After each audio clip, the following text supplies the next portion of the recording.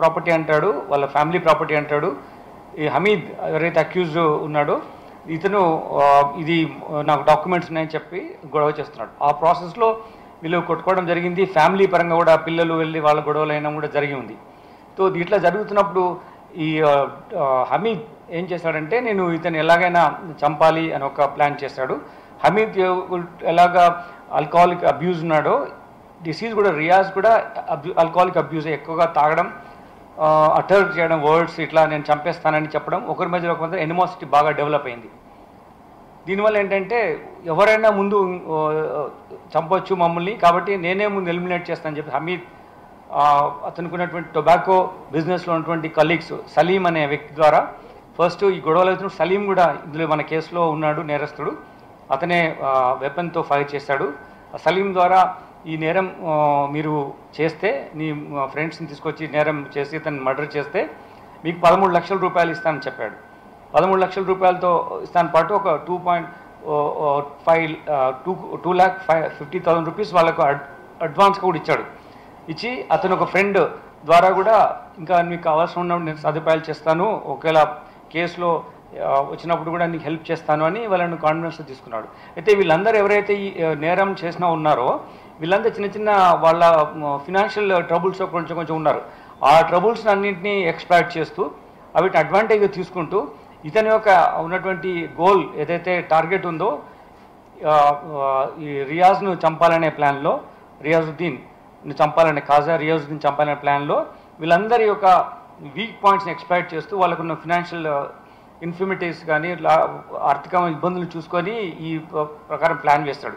అయితే ఇందులో ఇంకొక ముఖ్య ఆస్పెక్ట్ ఏంటంటే మన ఇంట్రాగేషన్ ప్రాసెస్లో తెలిసింది, ఒక ఇట్లా మామూలుగా చంపడం అనేది ఒకటైతే ఒక వెపన్తో చంపితే ఒక హెజమనీ క్రియేట్ అవుతుంది. నేను ఒక రౌడీని అటాక్ చేస్తున్నా కాబట్టి నాకు అంతకన్నా పెద్ద స్టేచర్ నాకు వస్తుంది, నేను ఒక పెద్ద డాన్ లాగా ఎవాల్వ్ కావచ్చు అనే ఒక సినిస్టర్ డిజైన్ కూడా ఇందులో ఈ హమీద్ అని అతను చేస్తాడు. ఇతను దుబాయ్కి వెళ్ళి రావడం కూడా జరిగింది.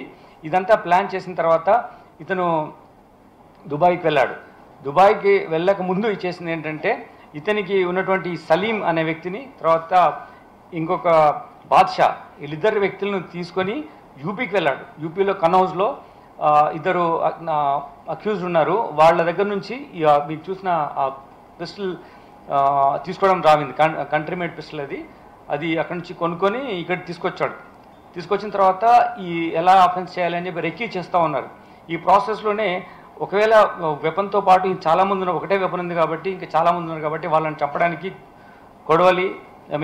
గొడ్డలి, దాని తర్వాత ఈ కొబ్బరి బొండలు చెక్కేటువంటి కత్తి, అవి కూడా మొయినాబాద్ ప్రాంతంలో రోడ్ సైడ్ ఉన్న దగ్గర కొనేసి పెట్టుకొని ఉన్నారు. అదొక 15 days ముందే కొనేసి పెట్టారు. ఇలా చేసి ఇతన్ని ఎప్పుడు వస్తున్నాడు, ఈ డిసీజ్డ్ అయితే ఖాజా రియాజుద్దీన్ రెగ్యులర్గా అతనికి ఉన్న బిజినెస్ ఫ్రూట్ వెండర్గా ఉంటాడు. అది చేసుకుంటూ ఇక్కడికి వస్తూ ఉంటాడు. ఏది ఈయన ఉన్న నివాసానికి మీర్పేటకి వచ్చే ప్రాంతంలో ఒకటే రూట్ వాడడం చూస్తున్నాడు కాబట్టి అతను ఎలాగైనా అటాక్ చేయాలనే ఉద్దేశంతో వీళ్ళు రెక్కీ చేస్తారు. ఇంతకుముందు కొన్ని రోజుల ముందు కూడా ఇది చూస్తే అతనికి వీళ్ళు బాగా గ్రూప్ అంతా ఎప్పుడు ఉండడం మూలంగా ఆ రోజు ఆ టైమ్స్ సెట్ కాక చేయలేదు. ఈ నేరం జరిగే రోజు కూడా అతను పక్కన తిరుమల వైన్స్ అని చెప్పి కంచన్ బాగున్న వైన్స్లో అతను ఒక బార్లో డ్రింక్ చేసి వస్తున్నప్పుడు ఇతను ఉన్నాడు, బయటకు వస్తున్నాడని చెప్పే విషయాన్ని సుల్తాన్ వీళ్ళందరికీ ఇన్ఫామ్ చేయడం. 4 వ్యక్తులు ఎవరంటే సలీం, సుల్తాన్, మహమ్మద్ గౌస్ అండ్ ఇస్మాయిల్, ఈ 4 people ఆ కారులో కూర్చొని, మీకు మనం సీజ్ చేసిన కారు ఉంది,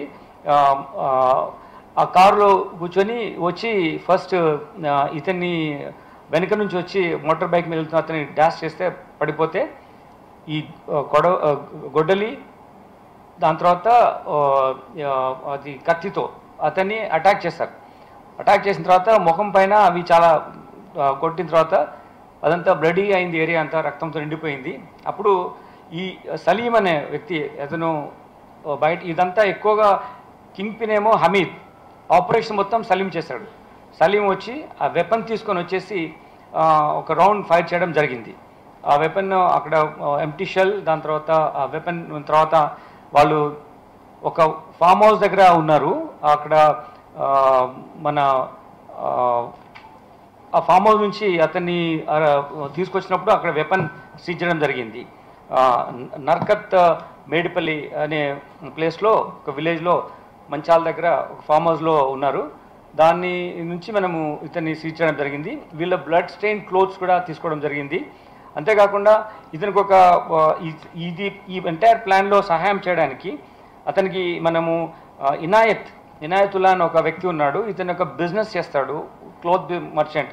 ఇతనికి యూపీ వెళ్ళడం రావడం కూడా అతనికి రిలేషన్స్ ఉన్నాయి.